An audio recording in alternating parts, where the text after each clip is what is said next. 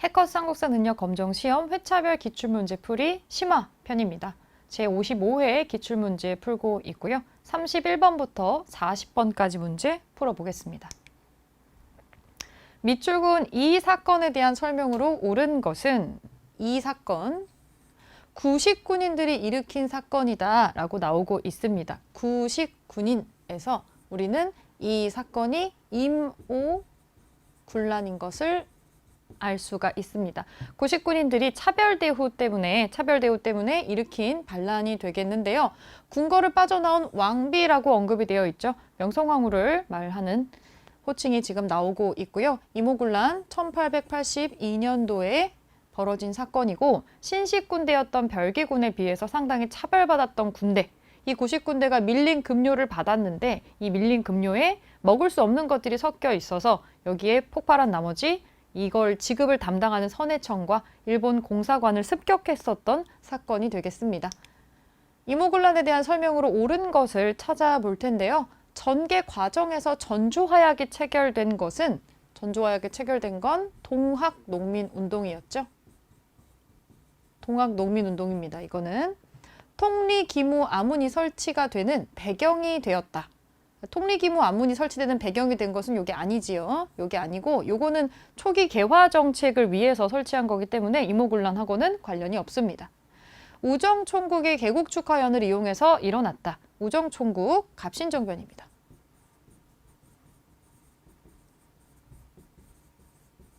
임오군란 2년 뒤에 발생하는 사건이 되겠죠. 홍범 14조를 개혁의 기본 방향으로 제시하였다. 이 홍범 14조라고 하는 거를 기본 방향으로 제시한 거는 갑오 개혁 중에서도 두 번째, 제2차 갑오 개혁입니다. 갑오 개혁. 일본 공사관에 경비병이 주둔하는 계기가 된 게 맞습니다. 이때 일본 공사관이 피살을 당하게 되면서 안전상의 이유로 이제 경비병을 주둔시키게 됩니다. 임오군란 이후에 일어나는 일이 맞습니다. 나머지 것들 정리해 놓으시고 다음 문제 보겠습니다. 다음 가상대화에 상황이 나타난 시기를 연표해서 옳게 고른 것은 나흘이 지난달부터 영국군이 이 섬에 들어와 병영을 짓고 머무른다고 합니다. 영국 군대가 영국이 러시아의 남진을 막는다라는 구실로 우리 허락도 없이 무단 점거한 거죠. 이것은 전라남도 여수 지역에 현재 속해 있는 현재 거문도입니다. 거문도를 이들이 불렀던 이름이 포트 해밀턴이라고 하네요. 해밀턴 섬. 그래서 요 포트 해밀턴이라는 이름이 주민들에게 입에서 입으로 좀 전달이 돼서 요거 그대로 한자로 바꾼 보도 해밀도라는 이름이 기록에 종종 나타나기도 해요. 이 거문도 점령 사건을 언급하고 있습니다. 연표에서 찾아보겠습니다. 거문도 점령 사건이 왜 일어났는지를 보셔야 되는데 러시아가 내려오는 거를 두려워해서 여기를 점령했다라고 나오고 있어요. 왜 러시아가 내려온다라고 생각을 했을지를 추적을 해 나가면 됩니다. 여기는 시기에서 찾아보면 우리가 러시아랑 가깝게 지내려고 도움을 요청했었던 시기로 거슬러 올라가 볼 수가 있는데 이 갑신정변 사건이 관련이 있습니다. 갑신정변을 기점으로 이 갑신정변을 진압하는 과정에서 청나라 군대의 도움을 상당히 많이 받게 되는데 청의 군대의 도움을 받아서 이 정변을 진압을 했기 때문에 청의 내정 간섭을 피할 수가 없었습니다. 그래서 청나라하고 대등하게 좀 권력적으로 겨룰 수 있는 러시아 쪽에 우리가 좀 힘을 요청하려고 했었는데 이 러시아가 우리나라 쪽에서 힘을 많이 얻는 것을 두려워했기 때문에 거문도를 점령을 했던 거죠.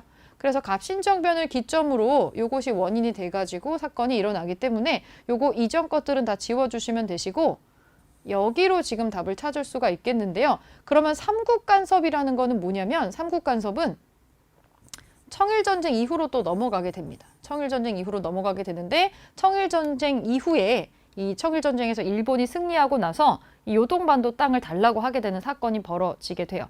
그때 일본이 중국의 대륙을 빼앗게 되는 그 사건 속에서 그걸 차지하지 못하고 다시 내려놓게 되는 사건이 삼국간섭이라는 사건이 될 텐데 러시아랑 프랑스랑 독일이 요청을 하게 되는 사건이 되겠습니다. 러프독이 모여서 삼국간섭을 하는 1895년이 있는데 요거 직전에 일어났었던 사건이라고 보시면 될 것 같아요. 영국이 거문도를 점령을 하고 있고 러시아는 러시아대로 뭔가 힘을 늘리고 확신할 만한 어떤 사태를 정리를 할 필요가 있었겠죠. 그래서 러시아가 프랑스와 독일을 끌어들여서 중국에 영향력을 행사하고 일본에도 영향력을 행사를 하게 됩니다. 그 사건 직전에 일어났던 시기여서 3번을 답으로 찾아주면 되겠습니다. 가상대화 시기의 상황. 나머지 건 너무 뒤쪽의 일이고요. 33번 보겠습니다. 가에 들어갈 내용으로 옳은 것은 가보개혁 내용이 나오고 있고요. 두 번째 개혁이라고 나오고 있습니다. 김홍집, 박영효 두 명의 이름이 지금 나오고 있고요. 뭐 재판소 설치한다 이런 것들이 나오고 있는데 사회 경제 분야에서 가보개혁 2차 개혁에서 한 게 뭐냐 요거를 찾아주면 되겠습니다. 지게를 발급한다. 이 지게 발급하는 거는 가보개혁이 아니라 이거는 대한제국식입니다. 대한제국 시기의 광무개혁의 일환으로 발급을 했던 거고요. 땅문서입니다. 땅문서를 정리를 해서 근대식 땅문서를 만들어서 발급을 했던 게 이제 지게 발급이 되겠고요. 태양력을 사용한 건 을미개혁입니다. 을미사변 이후에 일본이 정권을 잡고 우리나라에 강제로 여러 가지 개혁을 하는데 단발령을 실시하고 건양이라는 연호를 제정해서 태양력을 쓰기 시작합니다. 이거랑 같이 연결돼서 나오는 게 양으로 세운다, 태양으로 세운다라는 뜻의 건양이라는 연호하고 태양력이랑 연결이 되고 있습니다. 을미개혁 기억해 주시고요. 한성순보를 발행한 거는 초기 개화 정책입니다. 초기 개화 정책. 그래서 가보개혁에 해당하는 내용은 아니고요. 공사노비법 폐지한 거는 가보개혁은 맞는데 1차 1차 가보개혁 때 공사노비법 폐지하고 신분제도 폐지 같은 게 이루어지게 되죠. 5번 교육 입국 조서 반포. 근대 교육의 기반이 마련된 입국 조서 반포가 2차 가보개혁 때 이루어지게 됩니다. 이게 배점이 그렇게 높지는 않지만 이 내용이 디테일하게 들어가 있어서 조금 헷갈릴 수 있는 내용이 있었습니다. 다른 것도 어느 시기에 일어난 개혁의 내용인지 한번 정리하고 넘어갈게요. 네, 34번 문제입니다.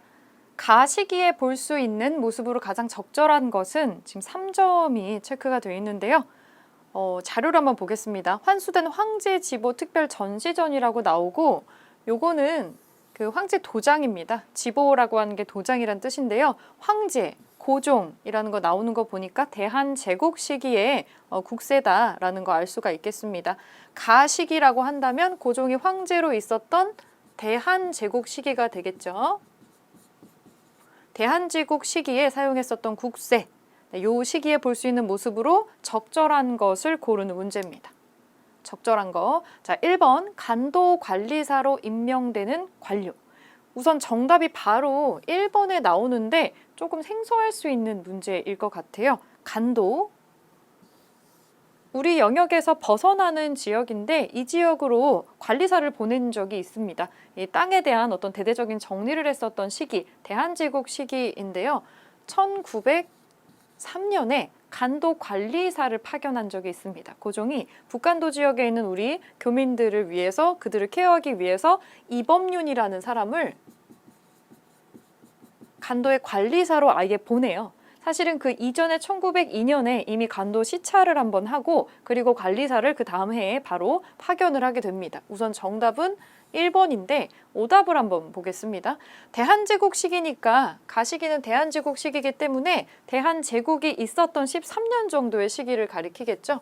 1897년부터 일제강점기가 되는 1910년까지 시기를 가리킵니다. 이 시기에 해당되는 모습을 찾는 거죠. 2번 보겠습니다. 영화 아리랑을 관람하는 청년.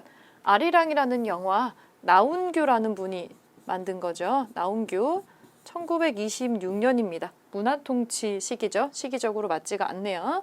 이 뒤에 시기죠. 유경공원에서 영어를 배우는 학생. 유경공원. 고종이 만들었던 학교가 맞지만 대한제국 이전에 만들었던 초기 개항기에 만들었던 학교입니다. 그래서 요거는 1886년 6년부터 1894년까지 유지가 됐었던 학교고요. 양반 관료, 양반의 자제들에게 상류층 자제들에게 외국어와 근대 학문을 가르쳤던 학교입니다. 오늘날의 정동 일대에 그 터가 부지가 지금 남아 있고요. 요것도 이 뒤의 시기니까 요거는 이 전 시기군요. 대한제국 전 시기에 있었던 시기이기 때문에 요거는 잘못된 선지가 되겠습니다. 제너럴 셔머노를 불태우는 평양의 관민. 제너럴 셔머노 기억나시나요? 제너럴 셔머노는 미국의 상선입니다. 미국의 상선인데 다소 과격한 방법으로 우리에게 교류를 요구를 하러 평양 쪽에 왔다가 평양 관민이 이 배를 불태워버리는 사건이 있었죠. 이거는 1866년도에 일어나는 일입니다. 1866년을 우리가 병인년이라고 하는데 요 해에 많은 일이 있었죠. 요 미국의 상선을 불태우는 사건이 있었고 병인 박해, 천주교 신자와 이 프랑스 신부들을 처형하는 사고가 있었고 이것 때문에 병인 양료가 또 일어났었던 해이기도 하죠. 다 1866년입니다. 한참 이전 시기니까 요것도 아니겠죠. 조사 시찰단으로 일본에 파견되는 통역관. 조사 시찰단. 이거 일본에 보내는 건데 이거는 연도로 치면은 뭐 이걸 굳이 외우실 필요는 없지만 조사 시찰단이라는 이름은 잠깐 썼던 이름이라고 보시면 돼요. 뭐 옛날에 신사유람단이라고 부르기도 했었는데 원래 우리가 이 강화도 조약을 맺고 나서 1876년도에 강화도 조약을 일본이랑 맺고 나서 일본에 보냈던 사신단은 공개적으로 보냈던 수신사라고 있어요. 뭐 1차 수신사, 2차 수신사, 김기수, 김홍집 기억나실 텐데 이 수신사는 공개적으로 보냈던 것이고요. 요 개항에 반발하는 사람들의 어떤 그런 것들이 나오게 되어서 비공개적으로 몰래 보냈던 게 조사 시찰단이에요. 그래서 조사 시찰단은 똑같이 일본에 보냈던 사신이기는 한데 마치 암행어사처럼 비밀리에 넘어갔었던 사람이다. 일본에 보냈던 초기 개항 정책 중에 일부였다. 개화기 정책 중에 일부였다라고 보시면 되겠습니다. 그래서 시기적으로 대한제국보다 이전이거나 이후거나 하는 시기가 섞여 있고요. 간도관리사로 들어가는 것은 대한제국 시기에 이 개혁 정책 중에 하나로 광무개혁의 일부로 지금 나오고 있습니다. 근대적으로 지게를 발급하기도 하고요. 양전 사업을 해서 그래서 땅에 대한 정리와 어떤 그런 사업들을 진행을 했던 게 대한제국 시기에 고종의 개혁 중에 하나였다. 간도관리사 임명했던 거 기억해 두시고 넘어가겠습니다. 35번입니다. 가와 다 학생이 발표한 내용을 일어난 순서대로 나열을 해보겠습니다. 항일 의병운동의 전개인데요. 정식 군대는 아니지만 정의로운 군대가 일어난 거 의병이라고 하죠. 순서대로 한번 보겠습니다. 언제 일어났는지 여러분들이 연도를 기억 못하셔도 순서대로 한번 나열해 볼 수가 있겠는데 을사늑약, 우리가 일제강점기가 완전히 되기 직전에 외교권을 빼앗겼던 조약이죠. 억지로 체결된 이 을사늑약에 반대해서 의병을 일으킵니다. 이거는 을사의병이에요. 자, 을미사변과 단발령 시행에 반발을 해서 을미사변이 뭐였는지 기억나시나요? 경복궁의 명성황후, 우리나라의 왕비를 시해하는 사건이 있었죠. 을미사변입니다. 이거는 을미의병입니다. 그리고 13도 창의군, 13도를 아우르는 의병들이 일어났다라는 얘기인데 서울 진공작전을 펼친 적이 있죠. 이 의병의 최종 진화 형태로 보시면 되겠습니다. 연도를 좀 참고를 해두면 을사늑약은 1905년입니다. 1905년이고 을미사변은 1895년이죠. 1895년에 을미사변이 터지게 됩니다. 그리고 단발령이 있게 되고 그래서 을미의병이 일어나게 되고요. 13도 창의군은 1907년입니다. 사실 이게 일어나게 되는 직접적인 원인은 우리가 을사늑약을 체결하고 나서 부당한 조약이었기 때문에 이거를 다른 나라에 이거를 읍소를 하는 어떤 밀지를 고종이 보내게 되죠. 네덜란드 헤이그에서 열리는 헤이그 특사에 3명의 특사를 파견을 했지만 그게 1907년입니다. 정민년이에요. 그거는 일본에 발각이 되고 우리가 그 회의장에 들어가지를 못했죠. 이미 을사늑약으로 외교권이 없는 상태였기 때문에 그래서 1907년에 그 특사를 보낸 것이 실패를 하게 되면서 일본이 이제 고종에게 정권에서 물러나라는 정치 일선에서 물러나라라는 압력을 가하게 되고 그래서 이제 고종이 강제로 퇴위를 당하면서 우리나라의 경찰과 군대도 해산이 되게 되는 거죠. 여기에 상당한 반발심을 가지고 정미의병이 일어났던 것이 이제 크게 13도 창의군으로 재창이 되면서 이렇게 이 의병 전쟁의 양상을 띠게 됩니다. 그럼 연도순으로 나왔을 때 가장 먼저 나오는 건 나가 되겠죠. 이게 1번이고 두 번째로 요게 되겠고요. 세 번째로 이렇게 되겠습니다. 그러면 나가다를 골라주시면 되겠네요. 나가다. 여러분들은 요거를 하나 나올 때마다 연도순으로 체크해 놓으시고 하나씩 소거하면서 푸시는 게 쉽지 않으실까 합니다. 자, 이렇게 답 맞춰주고요. 36번 보겠습니다. 가신문에 대한 설명으로 옳은 것은 가신문, 여기 힌트, 양기탁, 항일 언론 활동을 전개한 베델의 묘입니다 라고 나오고 있습니다. 베델은 영국 사람입니다. 영국. 이 사람 영국인이에요. 영국인 베델과 양기탁이 함께 만든 이 신문은 대한매일신보입니다. 대한매일신보인데요. 이 대한매일신보는 활발하게 항일 언론 활동을 전개를 할 수가 있었는데 우리나라의 언론을 상당히 압박하는 그 당시 시대에 이런 게 가능했던 것은 이분이 영국인이었기 때문이죠. 그래서 일본이 함부로 건드리지 못하는 그런 상황에 놓여 있었고 이 베델을 어떻게든 우리나라에서 추방하려고 여러 번 노력을 합니다. 결국에는 재판에 회부되기도 하고 실제로 금고형을 받기도 하고요. 굉장히 젊은 나이에 요절을 하게 되는데 37살에 사망을 하시면서 이런 유언을 남겼다라고 되어 있어요. 그래서 우리나라에 양화진에 외국인 선교사 묘역 있는 데가 있습니다. 그쪽에 지금 묻혀 계시고 우리나라에서 건국 훈장도 받으신 분이죠. 외국인이지만 독립운동가로 우리가 인정을 하는 분 중에 한 사람이라고 볼 수가 있겠습니다. 이 대한매일신보 같은 경우는 국한문판도 있고 한글판도 있고 영어판도 발행을 해서 우리나라의 상황을 해외에 알리는데 상당히 많은 큰 노력을 하게 되고요. 그리고 평소에 다른 우리나라 신문에는 싣지 못하는 여러 가지 것들을 이 대한매일신보가 실어줌으로 해서 독립운동에 도움을 주게 됩니다. 자, 대한매일신보에 대한 설명으로 옳은 거 찾아보겠습니다. 최초로 상업광고를 실었다. 최초로 상업광고를 실은 신문은 한성주보라는 신문입니다. 한성주보는 방문국이라는 데서 일주일에 한 번씩 나왔던 신문이고요. 천도교의 기관지로 발행이 되었다. 천도교의 기관지. 요거는 만세보라는 게 있습니다. 만세보라는 게 있고 천도교 동학이죠. 동학의 기관지. 자, 우리나라 최초의 민간신문. 베델의 신문도 민간신문이지만 이거보다 앞서서 먼저 만들어졌었던 최초의 민간신문이 있습니다. 요거는 독립신문입니다. 이거는 서재필이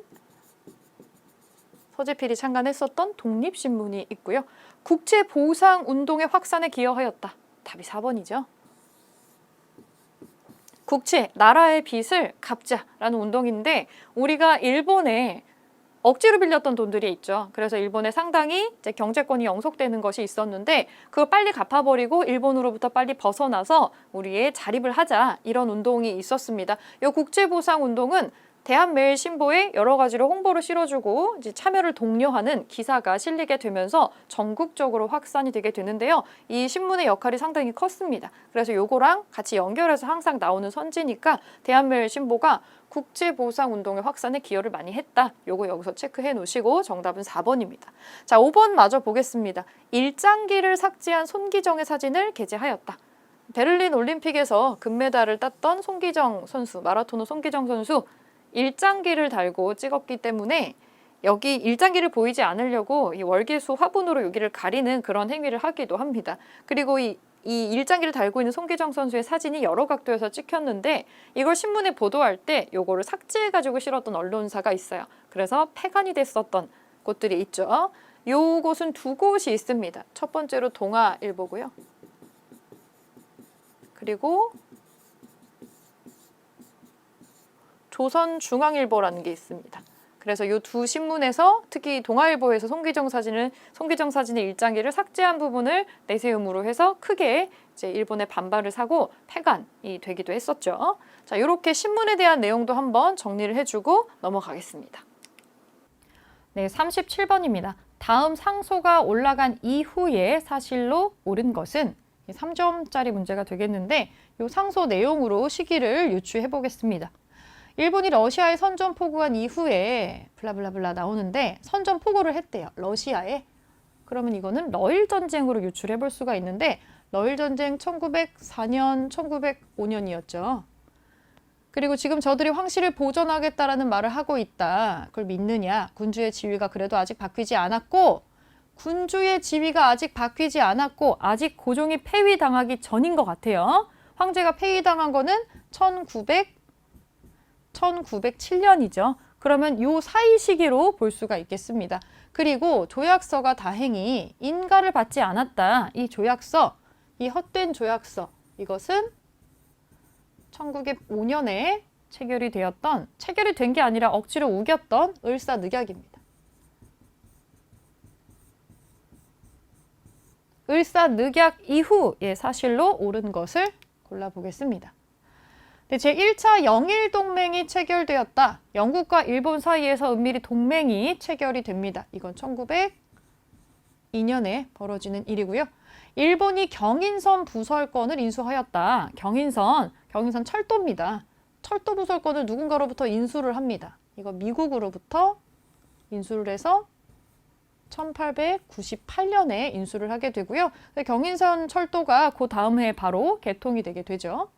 멜렌도르프가 외교 고문으로 파견되었다. 이 멜렌도르프라는 사람, 우리 이모군란 이후에 파견되는 사람입니다. 외교 고문으로 왔었던 사람, 기억해 주시고, 통감부가 설치되고 초대 통감이 부임했다. 요게 이제 을사늑약 직후인데 우리나라에 통감이라는 존재가 들어와요. 이 초대 통감이 이토 히로부미입니다. 초대 통감이죠. 4번이 되겠고요. 러시아가 용안포라는 우리나라의 특정 지역을 점령하고 조차 여기다가 군대 놓을 거야. 이거를 요구를 했다라고 하고 있죠. 이거는 1903년입니다. 1903년. 자, 우선 4번으로 답 찾아주시고 약간 지엽적인 것들이 나오긴 하지만 연도하고 사건 연결해서 기억 좀 해줄게요. 38번입니다. 다음 인물에 대한 설명으로 옳은 것은 이 사진으로 1차 힌트가 나오고 혼이 보존되면 혼이 보존되면 국가는 부활할 것이다. 국혼을 굉장히 강조한 민족 역사학자입니다. 민족사학자인데요. 독립운동가고요. 그래서 이분은 유학자인데도 불구하고 좀 특징이 건국훈장 대통령장 받았다라고 하고 대한민국 임정에서도 대통령으로 취임한 적이 있기도 합니다. 하지만 이분은 역사학자로서 뚜렷한 업적을 많이 남긴 것들이 있는데 요분은 박은식이에요. 박은식 선생인데 국혼을 강조하면서 역사책 정리해서 쓰신 분 이렇게 지금 나오고 있고요. 한국통사라는 책 나오고 있네요. 한국통사. 이 통사가 우리가 아는 그 일반적인 시대순 정리하는 그 통사가 아니라 일제강점기의 침탈까지 지금 다루고 있기 때문에 애통하다 할 때 그 통자를 써요. 그래서 가슴 아픈 우리의 역사라는 뜻입니다. 한국통사. 민족사학자적인 면모를 많이 보여주고 있습니다. 박은식 선생에 대한 설명으로 옳은 거 골라보겠습니다. 진단학회라는 걸 창립을 해서 진단학보라는 거를 발행을 한 이 진단학회는 실증주의적인 어떤 역사 해석을 중요시했었던 단체인데요. 이 이병도라는 사람이 있습니다. 핵심 인물로 나오는 사람이 있어요. 박은식은 아니고 여유당 전설을 간행을 하고 조선학 운동을 전개했다. 조선학이라고 하는 건 우리나라 학문죠. 국학을 강조했었던 분들이 있어요. 특히 여유당 전서는 뭐냐면 여유당이라는 데에서 정약용을 떠올릴 수가 있는데 정약용의 서거 99주년을 99주기를 기념으로 해서 요거 조선학 운동을 하신 분들이 있어요. 안재홍이라는 분, 안재홍, 정인보 이분들은 조선 조선의 역사, 조선학 이런 거 중요시했었던 사람들입니다. 그래서 우리의 역사적인 인물 중에 하나인 정약용 선생의 99주기를 맞이해서 이 책을 간행을 하면서 우리 학문을 연구할 것을 사람들에게 피력을 하게 되죠. 이것도 일종의 문화적인 독립운동이라고 볼 수가 있겠죠. 헤이그에서 열린 만국평화회의에 특사로 파견된 사람, 헤이그 특사 사건이네요. 헤이그 특사 3명 있죠. 1907년에 헤이그 특사 이준, 이상설, 이위종입니다. 이준, 이상설, 이위종 3인이 헤이그 특사로 파견이 됐었죠. 평양에서 조선물산장려회, 우리 거 쓰자. 조선물산장려회 발기인 대회를 개최한 사람은 조만식이라는 사람입니다. 조만식. 각자가 또 중요한 내용이니까 하나씩 짚고 넘어가고요. 실천적인 유교 정신을 강조하는 유교 구신론을 저술하였다.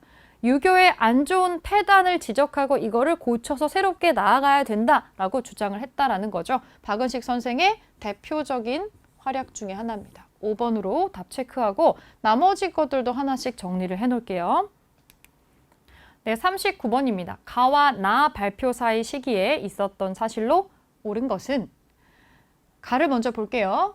조선에 조선 총독부 설치한다.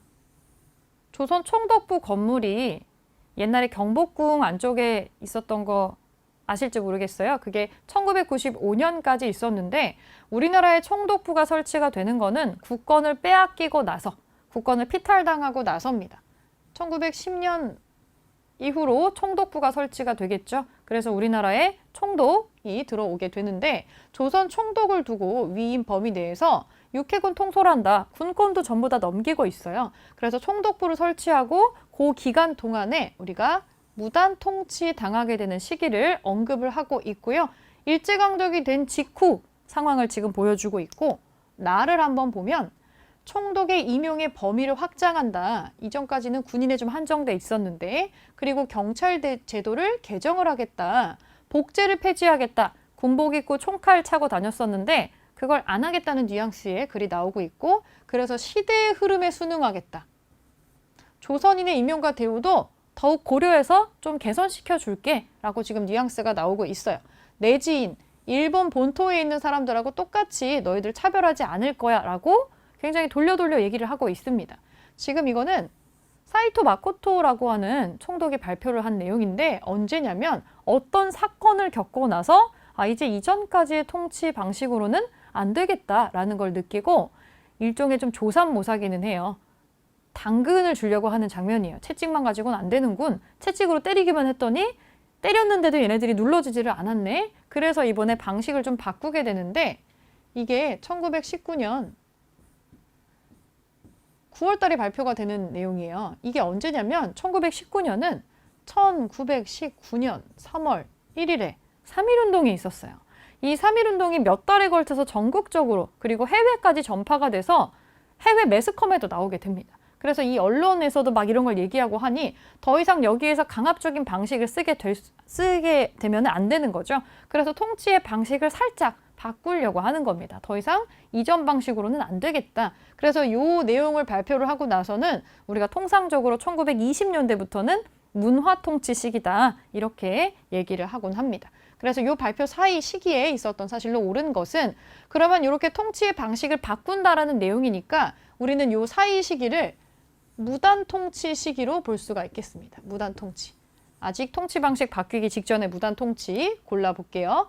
미국 공출대가 실시되었다. 미국 공출제는 쌀 걷어가는 건데 요거는 나 시기 이후예요. 이거는 민족 말살 통치 시기입니다.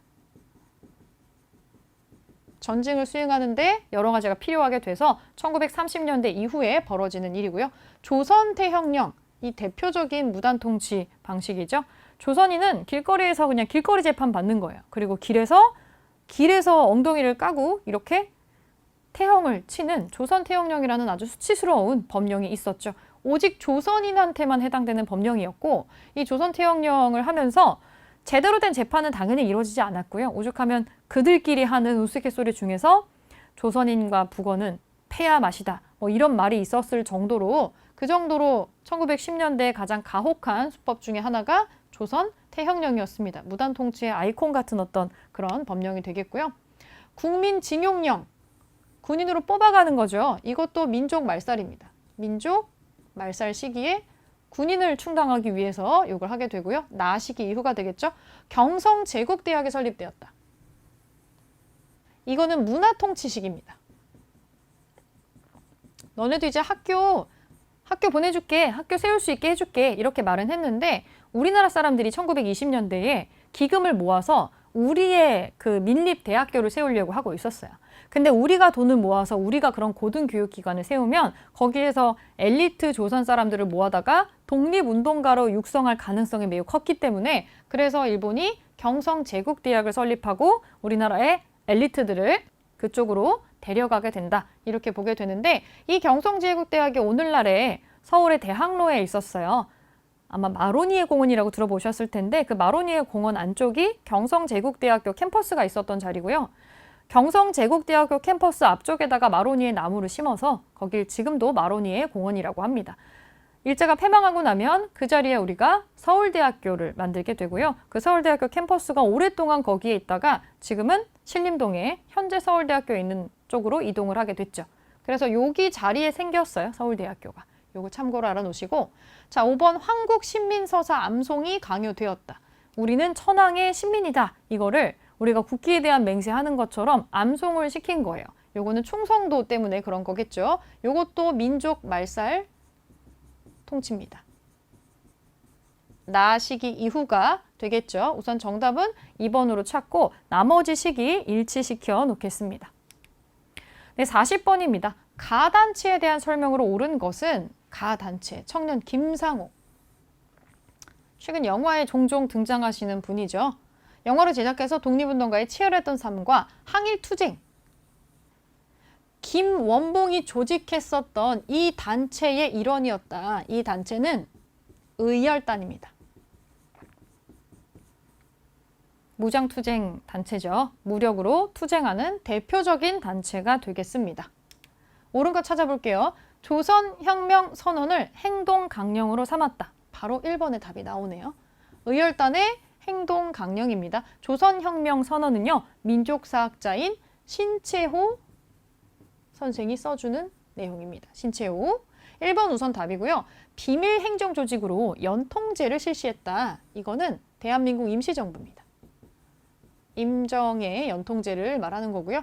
고종의 밀지를 받아서 왕의 밀지를 받아서 결성된 비밀 단체다. 요거는 독립의군부라는 단체입니다.